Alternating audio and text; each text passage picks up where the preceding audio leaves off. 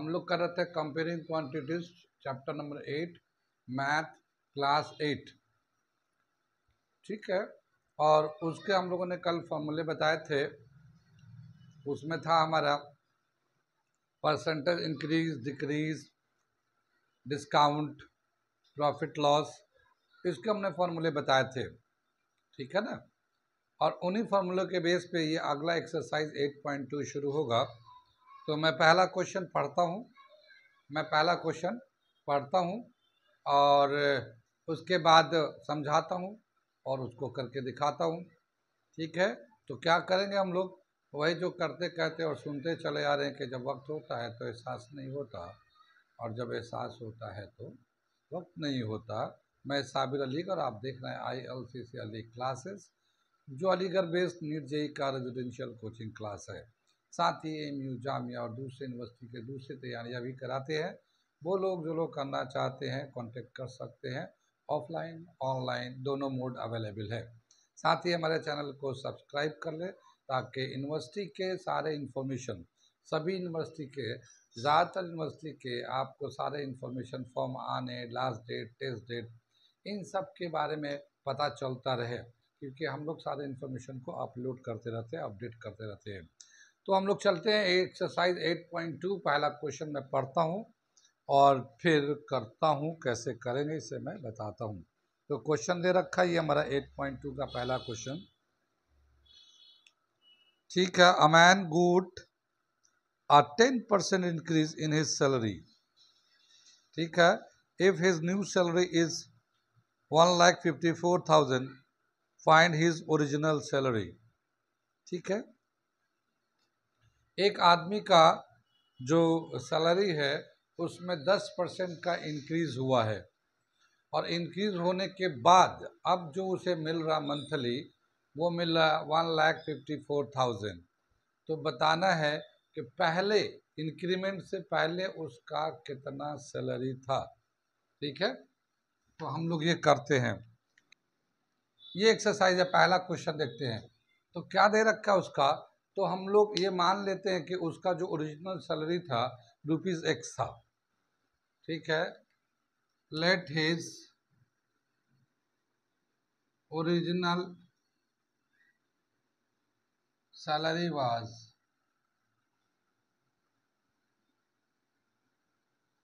₹X, ये इसका original salary था, ठीक।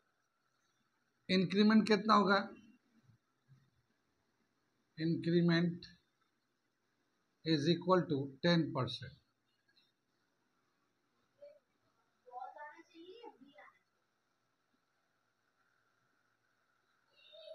ठीक है। इंक्रीमेंट इसका 10% हो गया।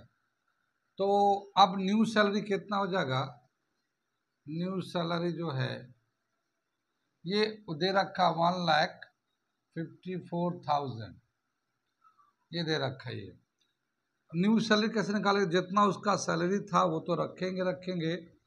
ओरिजिनल सैलरी ये तो लेना ही लेना है, प्लस परसेंटेज इंक्रीज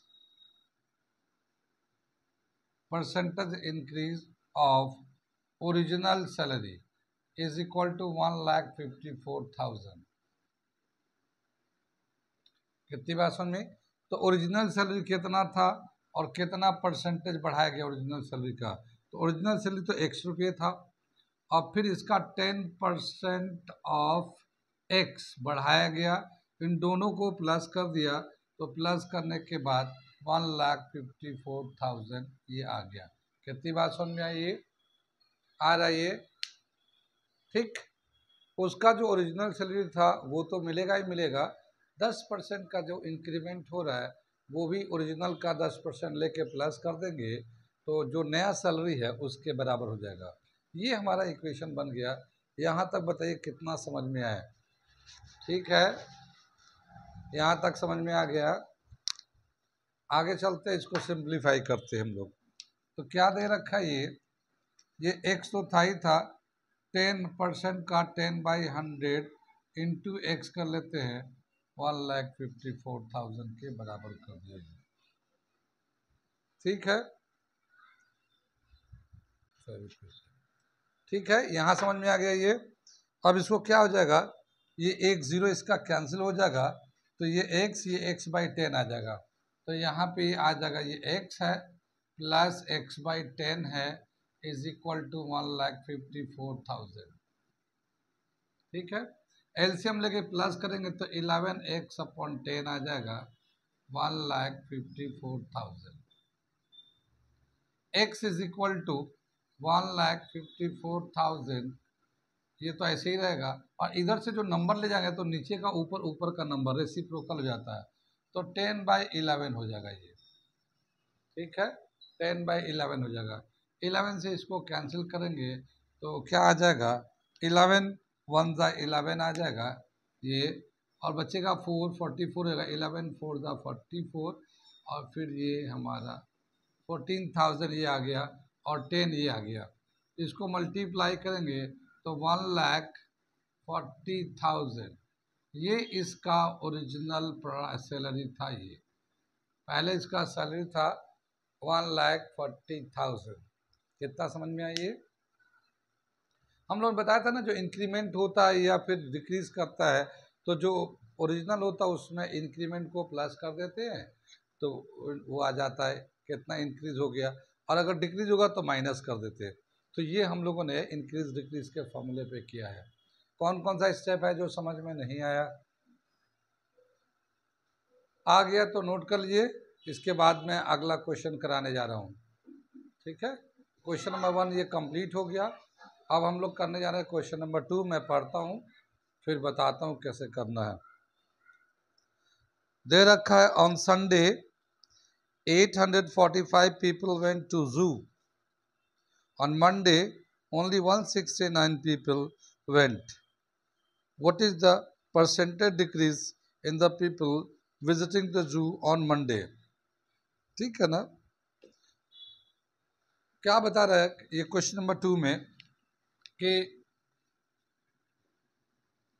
जू है, जू जानते हैं चिड़िया खाना, तो जू जो है ना संडे के दिन चूँकि छुट्टी होती है तो बहुत सारे लोग गए जू को घूमने के लिए, देखने के लिए। तो और संडे में जो है ना 845 लोग गए। ठीक है ना, 845 लोग गए जू को विजिट करने के लिए। लेकिन अगले दिन मंडे को चूँकि सब अपने काम में चले जाते हैं, बिजी होता है, ऑफिस डे होता है, तो मंडे को जो है ना जस्ट 169 पीपल आए विजिट करने के लिए, काफ़ी कम लोग आए। ठीक है, तो अब ये बताना कि कितने % लोग विजिट करने आए थे मंडे को, कितने % लोग। What is the percentage decrease in the people, percentage decrease कितना हो गया, कितने % डिक्रीज हो गया मंडे को जो विजिट करने आए हैं। कितनी बात सब में तो यहाँ पे हम लोग देखते हैं संडे में कितने लोग गए, पीपल विजिटेड जू ऑन संडे, ये था 845 and people visited zoo on Monday, Monday में देखा है जस्ट 169। ठीक है, तो कितने लोग कम आए, तो पहले देखते हैं कितने लोग कम आए विजिट करने के लिए मंडे को। ठीक है ना, people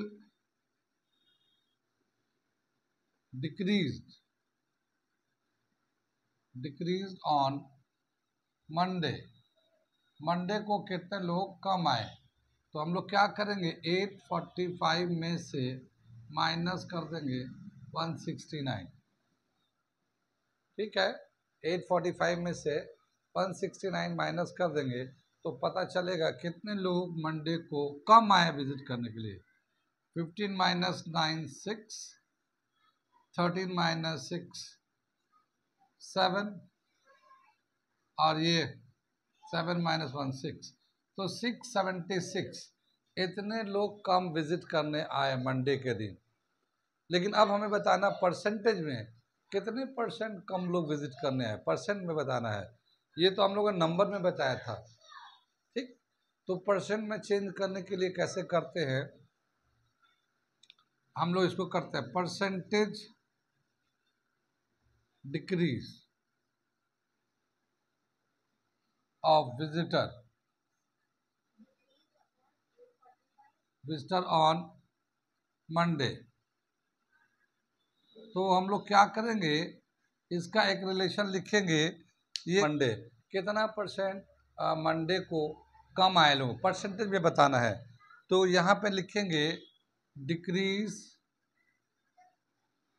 upon visitor on Sunday, visitor on Sunday, क्योंकि संडे में जो है संडे के कंपेयर कर रहे हैं, तो संडे में जो है कितने लोग आए तो उससे कंपेयर करेंगे। तो ये हमारा 100 से मल्टीप्लाई परसेंट में चेंज हो जाएगा। यहाँ पे हम लोग इसको इधर ले जाते हैं और सिंप्लीफाई कर लेते हैं।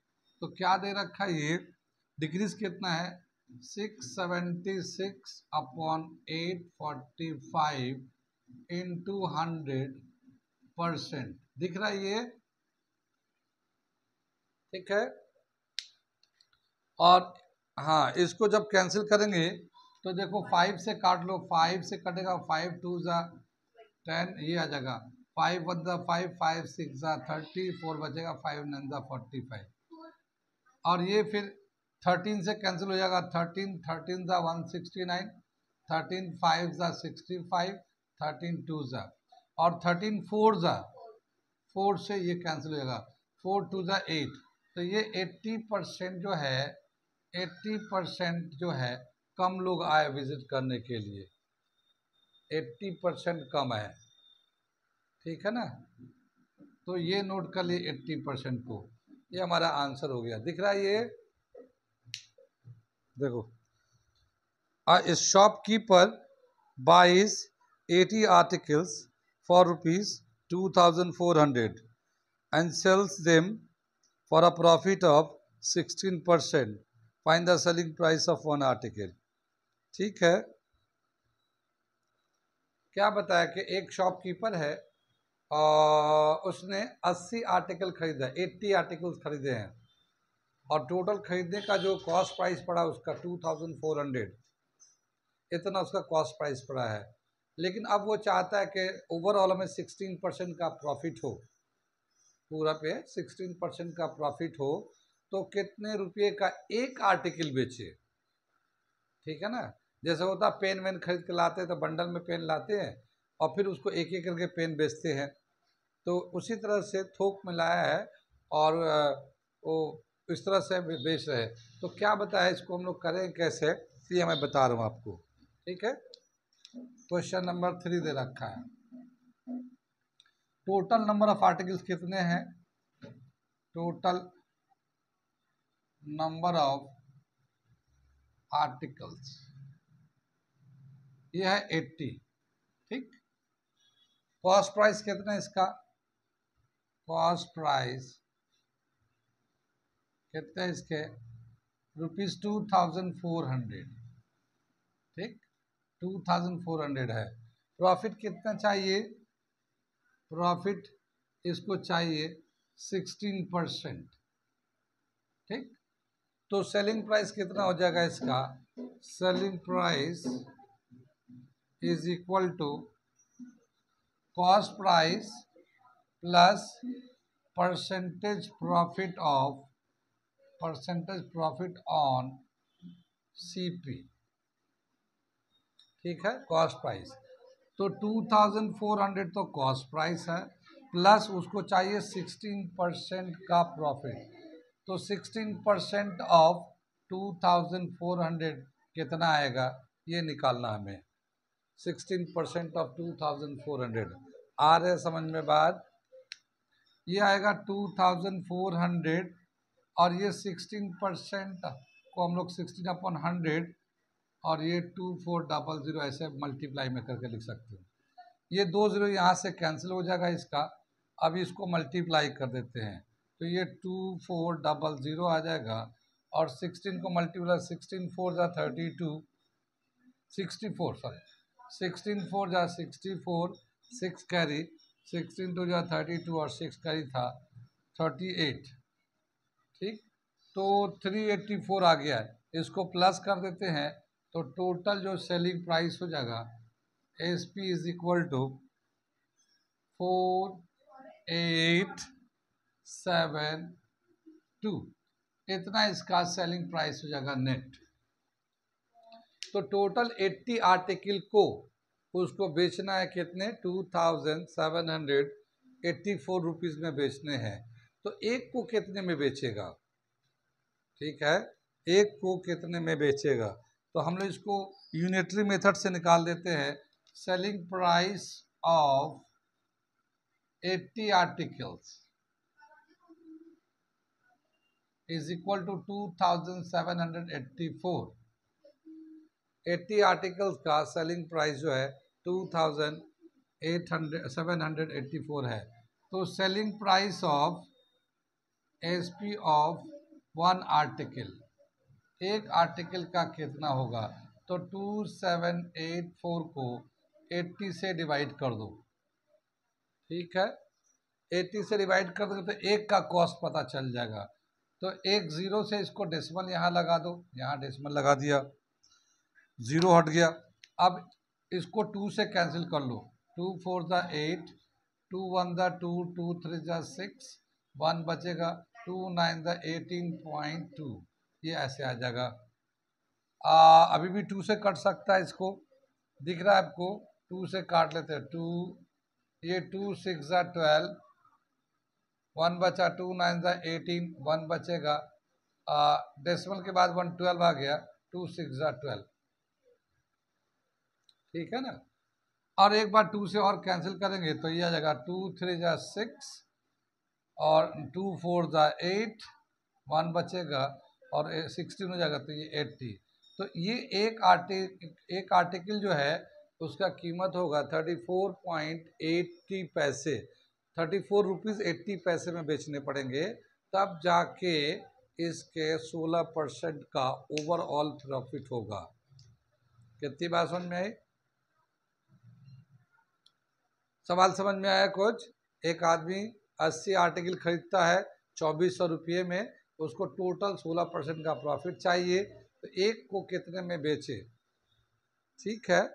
तो हम लोगों ने पहले 16% का प्रॉफिट उसमें प्लस कर दिया, कॉस्ट प्राइस में 16% का प्रॉफिट प्लस करके 2784 रुपीज़ हो गए।